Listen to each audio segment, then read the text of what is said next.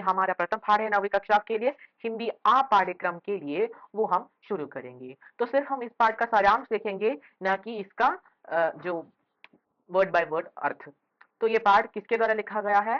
प्रेमचंद के द्वारा।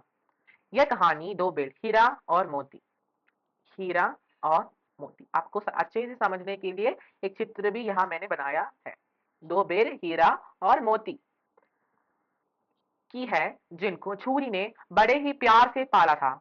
एक बार किसी कारणवश छुरी को उन बेलों को अपने ससुराल में छुरी के साले गया के पास छोड़ना पड़ता है, लेकिन हीरा और मोती को लगता है कि उनके मालिक ने उन्हें गया को बेच दिया है, इसलिए वे जल्दी से उसके चंगुल से छूट के अपने घर जाना चाहते हैं। रात को जब गया उन्हें चारा दे के सो जाता है, तब वे दोनों रस्सी तोड़कर छुरी के पास वापस आ जाता है।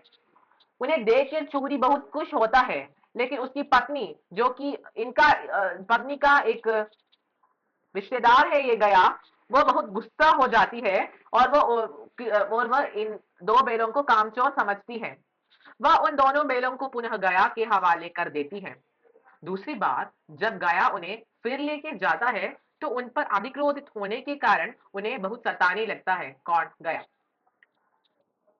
उन्हें खाना पीना देना बंद कर देता है और जो कुछ देता भी था उसे वह ना तो ढंग से खाते और ना ही हल चलाते थे।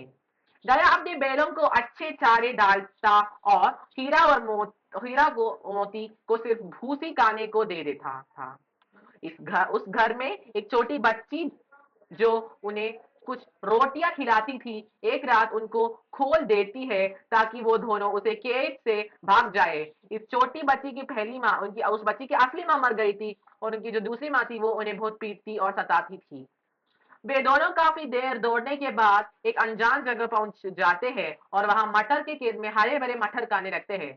उतने में कुछ लोग उन्हें घेर लेते हैं और कांजी हाउस में कैद करते हैं। कांजी हाउस में काफी दिन वहां भी उनके यातनाओं को सहने के बाद उनको एक कसाई के हाथों बेच दिया जाता है। उसके साथ चलते चलते जब वे अपने घर के रास्ते पहचान लेते हैं, तो वे दौड़ते हुए छुरी के पास पहुंचते और छुरी की पत्नी भी उन्हें प्यार से चूम लेती है। दो बेलों की कला की गणना प्रेमचंद की श्रेष्ठ कहानियों में की जाती है।